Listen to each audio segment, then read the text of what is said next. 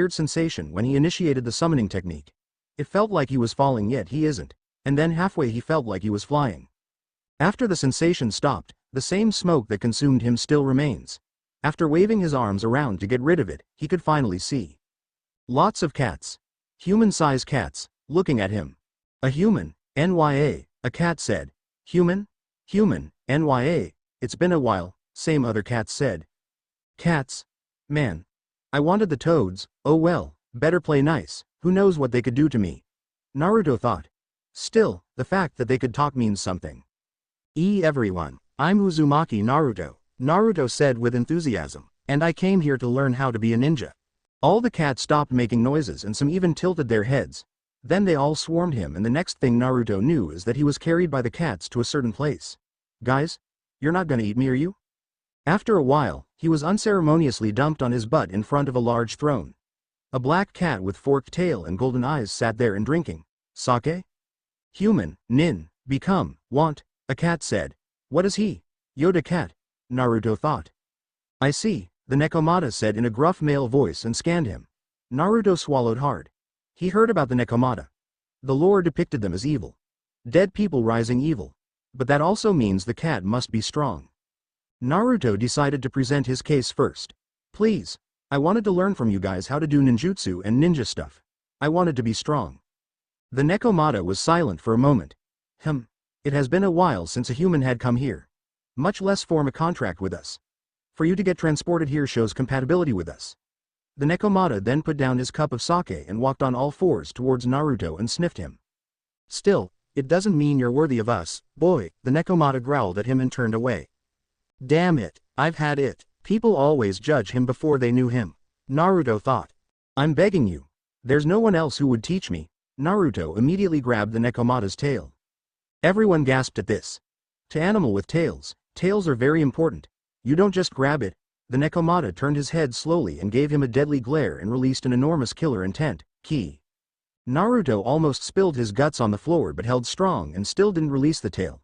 Please, I'm at my end here. The Nekomata then held back his ki and relaxed. Naruto noticed this and released the tail. Why here? Because my people hated me. They won't give me a chance at all, Naruto said weakly. Do you know why? The cat said. The Nekomata knew what happened to the boy. Cats are curious and they prided in knowing almost everything that happened in the world. Naruto nodded. I'm not sure, but I think I know why, because I have a demon inside me. The truth is, Naruto Uzumaki holds inside him the strongest demon, the nine-tailed beast or the Kyuubi. The Kyuubi, when Naruto was born, attacked his village and it cost a lot to seal the demon into him. It was the reason why he was hated throughout the village bar few people. It is reasonable for your people to hold you back. They are afraid that you might use the demon's power to hurt them, the cat said. Naruto then balled his fist. It's fucking stupid, I'm not the demon. If they don't want me to hurt them then they shouldn't hurt me too. Then why would you want to become strong? For revenge? The cat asked. Naruto looked away with tears in his eyes. No. I wanted to protect the very few precious people to me. The people that cared. Ayame-san. Got hurt because of me. If only I were stronger, she wouldn't. Ayame and her father Tuchi is the owner of the Ichiraku ramen stand. They are one of the very few people who genuinely care and didn't hate him because of what's inside him. One night, however, when Ayame was closing the store, a group of men decided to extract revenge on Naruto through her. Luckily Naruto was around, and even though he tried, he couldn't fight them at all. All because of his improper training by the academy. Fortunately for both of them, Naruto had managed to hold on long enough for Tucci to come and drive them away. After that, Naruto vowed to become stronger. Surprisingly, the Nekomata smirked. So mature for someone of his age. Very good boy. True strength isn't about who or what you can defeat. It is what you could protect. Very well then, I deem you worthy of us. We will train you, the Nekomata said. Naruto had a huge smile upon hearing this. Finally, someone that accepted him. He was so happy that he hugged the Nekomata. Thank you, thank you, thank you. You won't regret it, I swear on I'll make you proud, Naruto rambled. The Nekomata sighed and in an instant was out of Naruto's grasp and back at his throne with his sake again. Naruto was amazed by this. The name is Yoruichi, kitten. What's yours? Yoruichi said. Uzumaki Naruto, future Hokage. Naruto beamed. This caused Yoruichi to laugh. This kitten is amazing. After all the treatment he endured, he still wanted to be related to that place? There might be a bright future for him after all, Yoruichi mused. Naruto pouted at this.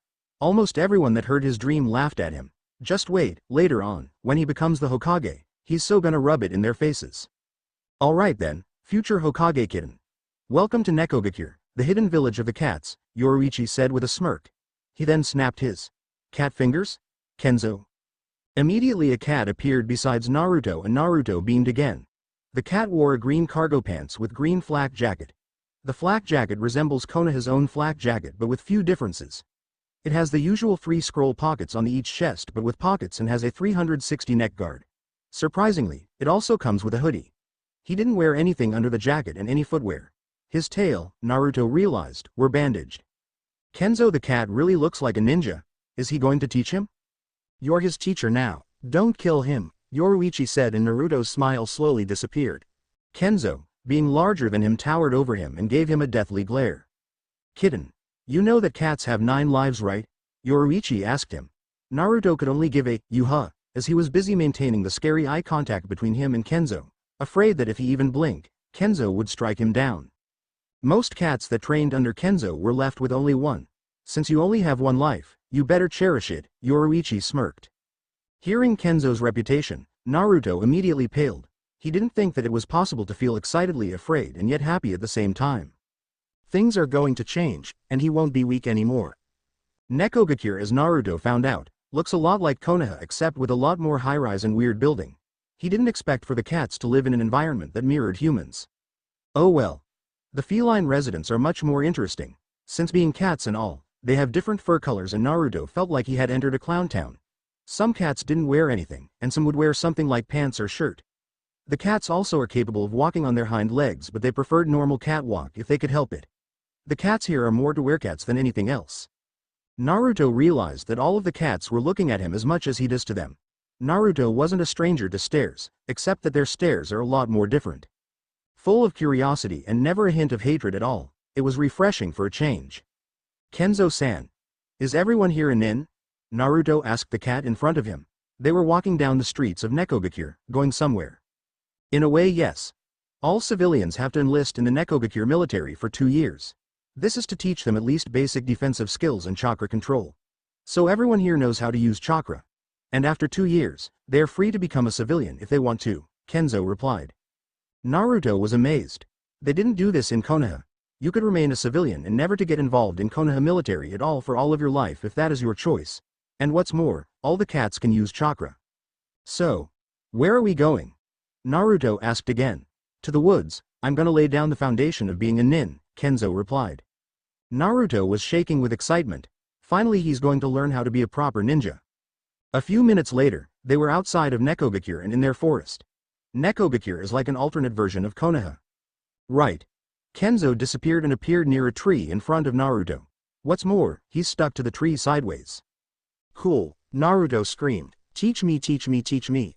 Kenzo's sweat dropped at his antics. Naruto is like a kitten.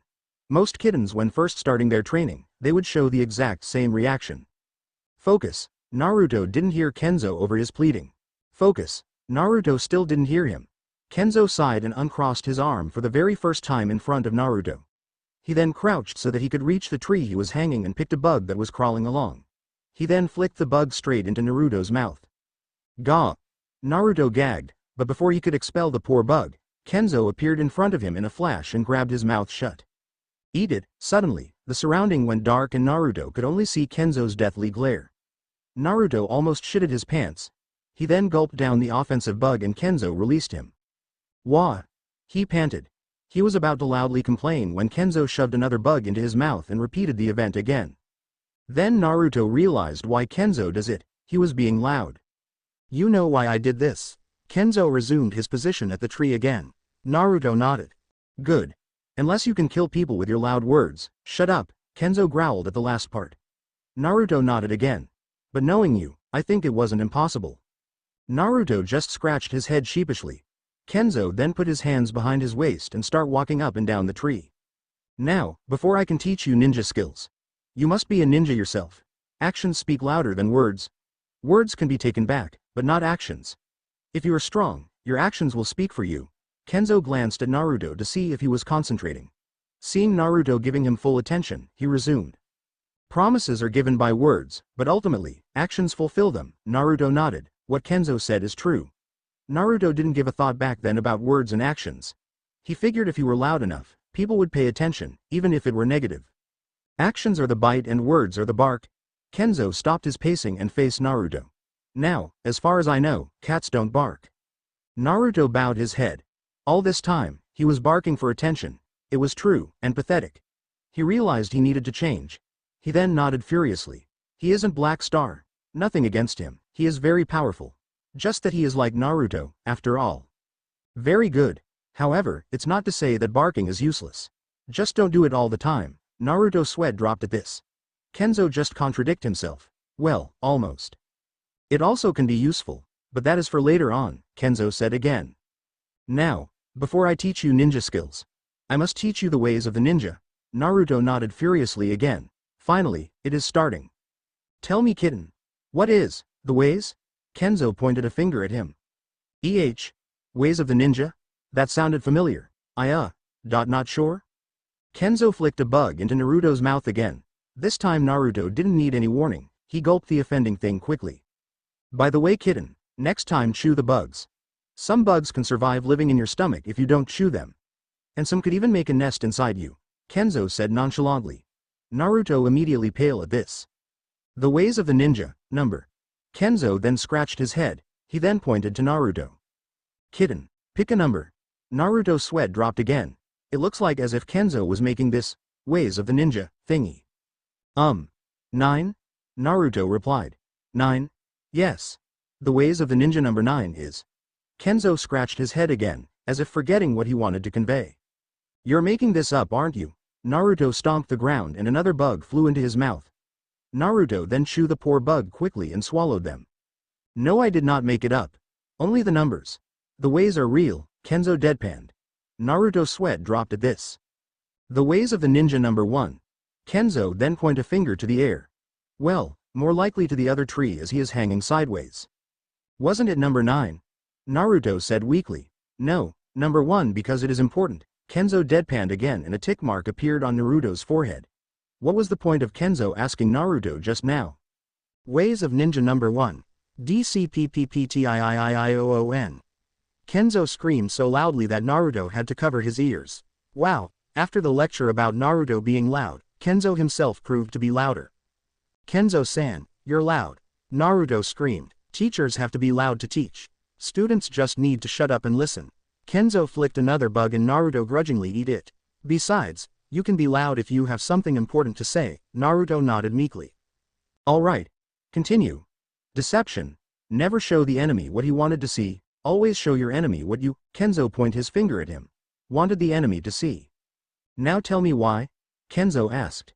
So that we could trick the enemy by making them think that we are weak? Naruto replied and immediately closed his mouth, afraid another bug would fly in. Correct. Kenzo screamed. Kenzo then appeared in front of Naruto. Do you know that the most dangerous thing is the one that doesn't look like it? Kenzo said in his death glare mode again. Really? Naruto gulped. As random as he is, Kenzo is scary. Correct.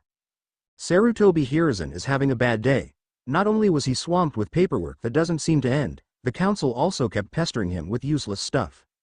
Hokage-sama, we must do this do that, Sarutobi said in a mock voice. Geez. And then, one of the very important people to him just up and disappeared. Uzumaki Naruto had been missing for a few days now. This had never happened before. Sure, he was hated by the villagers, but they never laid a hand on him. Sarutobi made sure of that. Slap the kid and Sarutobi will personally crush the hand, does it? Throw stuff at him and Sarutobi will throw his kunai at you. In fact, there was an assassination attempt at Naruto's life before, but Sarutobi managed to stop it before it happened. He made an example of the assassins by public execution and left their bodies at the town square for 3 days. Since then, the villagers know not to harm Naruto, physically. Sarutobi can't stop the mental and emotional abuse though, because if he were to punish people for it, there won't be any of Konoha left. Still, it could be the villagers or even his own ninja that is behind Naruto's absence. Sarutobi then made a gesture with his hand and immediately, an Anbu with dog mask appeared. Dog, any news on Naruto yet? Sarutobi asked, if he finds out that Naruto has so much of a scratch. Dog shook his head. No, Hokage-sama. Naruto's trace just disappeared to thin air.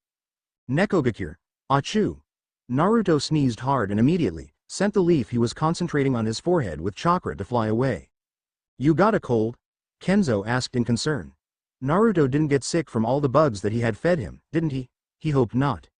Nah, I think that someone just talked about me, Naruto replied and immediately took another leaf to resume his training. Speaking of which, don't you want to go home? Kenzo asked. The leaf that was hovering above Naruto's head floated down and touched his forehead. I'm not sure, Naruto replied weakly. He honestly liked it here more than Konoha. In fact, he was afraid that if he returned, he might not be able to come back to Nekogakure. Kitten, within you is something that could not be taken lightly. Your disappearance could cause an uproar, Kenzo said. More like a celebration, Naruto scoffed. Not to the people that cares.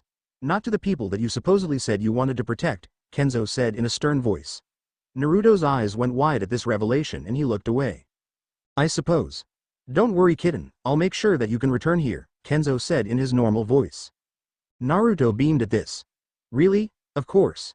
You think that only you humans can do summons? We'll make a contract, and later, I will summon you back here for training, Kenzo replied with a smile. Alright. Why didn't you say so earlier?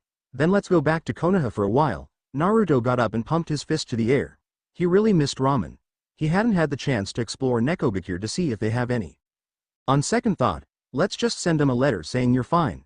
It's a long way from here to Konoha anyway, Kenzo deadpanned again. Naruto's jaw dropped to the floor at this. He didn't know if Kenzo were doing this to him intentionally or not, but he really is good at pulling his leg. Now resume your training. I'm gonna nap for a while. Oh and don't leave me. Mayuri might find you and you might return differently. Literally. Kenzo death glared at the last part. Naruto nodded and resumed his training. An hour later, Naruto could safely claim that he is now a master at levitating leaves. Not only that, he could make the leaf do tricks, like spinning it around, or doing flips, or at that one time, shoot off like a bullet to parts unknown. It was cool. Yosh. Naruto pumped his fist. Very good, Kenzo said from behind and startled Naruto. Ga. Sensei, you woke up? Naruto asked his cat teacher. Who wouldn't after hearing your Yosh? Kenzo imitate Naruto's previous action. Sorry, Naruto's sweat dropped. Kenzo just waved his hand. It's fine. About time really. I didn't expect you to be able to master the basic level this quick. Naruto titled his head at this. Basic? So, time to move to the basic advanced level of the leaf concentration training, Kenzo said. Oh, that's what he meant, Naruto thought and nodded. This time, you will concentrate on the leaf, while under fire, Kenzo said with a devious smile. Oh, this can't be good, Naruto thought with a dread. A few minutes later. Ga, sensei, Naruto screamed. It turns out that the basic advanced training consisted of Naruto having to concentrate on the leaf while being distracted by Kenzo. And the distraction varies. From being pelted with stones, crawling bugs and worms or even pants pulling. Kenzo shook his head in disapproval with a TCH, after seeing the leaf float away. What's the point of doing this? Naruto asked his somewhat crazy teacher. Naruto, do you know the types of chakra consumption? Kenzo asked and Naruto scrunched his face. He really didn't like the Q and a session with Kenzo. If he got it wrong, he would have to eat bugs. But he won't progress if he didn't. URM. One-time use and constant use. Naruto replied. He had observed some ninja with constant chakra usage before. Especially the wall-clinging variety. Correct. We would call it instant and constant consumption. Kenzo gave him a smile. Instant consumption is much simpler as it only uses the amount of chakra needed per use. For example, say that you have 100% chakra and used a jutsu that requires 10% chakra per use. You use the jutsu one time, you would left with 90% chakra, use it again and you would have 80% chakra left. Naruto nodded at this. He understood it. Instant are more to temporary jutsus. However, constant consumption is much harder, Kenzo continued. Constant will, like its name, constantly drains chakra for as long as the jutsu is active over time. How long you could keep constant consumption is up to you. It is different from instant use as you would only need to focus for the time it is required to cast the jutsu. But with constant, you need to focus all the time to keep it up, Kenzo explained. Do you get what I'm trying to say here? Kenzo asked. Naruto's eyes then went wide. I see, if I lose focus, then I wouldn't keep constant consumption up. Kenzo smiled and nodded his head.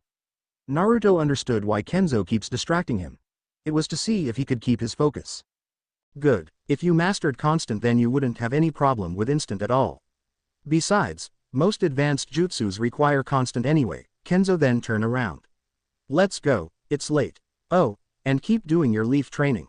You will do it while doing other daily tasks like eating. Naruto's mouth opened wide at this. Seriously? Or do you prefer me harassing you while you're training? Kenzo said with a smirk. Naruto had a horrified look on his face and he shook his head furiously. Naruto then resumed his leaf floating and followed Kenzo back to Nekogakure.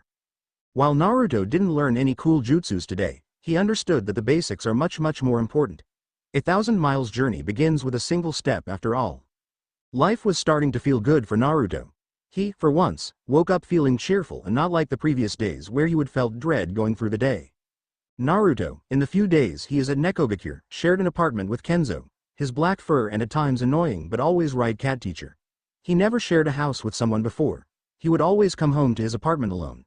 To Naruto, Kenzo was the cool and awesome older brother that he never had.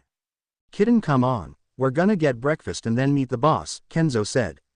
The boss here means the Nekomata. His name is Yoruichi, which sounds like a woman's name. He is the leader and as such the cage of Nekogakure. The Nekogake, close enough. Naruto got up to get ready for the day, all the time with a leaf floating on his forehead with Kenzo observing his student. Naruto's progress is astounding. Now, he could almost do anything with the leaf on his forehead all the time. He could eat, read and doing other stuff with the leaf without much difficulty. Granted that he couldn't sleep with the leaf floating, but who could? And he still has difficulty maintaining the leaf under embarrassing or painful situations, but that can be fixed. Still, what's more surprising is the amount of stamina he has. Normally, kittens around Naruto's age couldn't hold the leaf for half a day. But he did it all day. Well, granted that cats don't have much stamina when compared to other species, but still impressive. Kenzo knew that he holds the strongest tailed beast inside him and that might have influenced him a bit. The leaf had somewhat became his fashion accessory now. Let's go, Kenzo-san. Naruto beamed with the leaf on his forehead. It looks funny, a bit. After a good meal, which Naruto was disappointed that it wasn't ramen, but still good nevertheless, they were now in front of Yoruichi. Naruto managed to find a ramen stand but as he expected, it wasn't as good as Ichiraku's ramen. Still, Kenzo stated that he couldn't eat the thing for breakfast. Naruto figured that it was his fault. For the past few days they have been eating ramen all the time and Kenzo must have developed a hatred for the thing by now. I see his training is progressing quite well, Yoruichi said, eating cereal from a very large bowl filled with milk. Yes, he is. Naruto now is known as Leaf Head by the villagers, Kenzo deadpanned. Hey. Naruto pouted. The leaf training was normal for the cats, but they didn't do it all the time, which Naruto does. Yoruichi laughed at this. Maybe that could be your codename in the future? No, not that. I want a cool codename. Naruto looked horrified. Leaf Head it is, Kenzo said with a smirk. Naruto. Gah. At this, Kenzo and Yoruichi seemed to have a kick at torturing him. Alright, back to business, Yoruichi resumed his breakfast. I'm going to Konoha to have a chat with your Hokage about you, Naruto. Oh, sorry if it troubles you, Naruto said with a sad voice. It is, Yoruichi honestly replied and Naruto looked even sadder at this. But, good things are always worth the trouble. Like they said, easy come, easy go. Hard to get, harder to let go. Naruto looked happier at this. It was strange and ironic that he felt much more at home with cats than with his own kind. Thank you, Yoruichi-sama. I'm indebted to you. Of course you are, remember that, cuz I will be claiming it later. Yoruichi gave Naruto a devilish grin and Naruto gulped at this.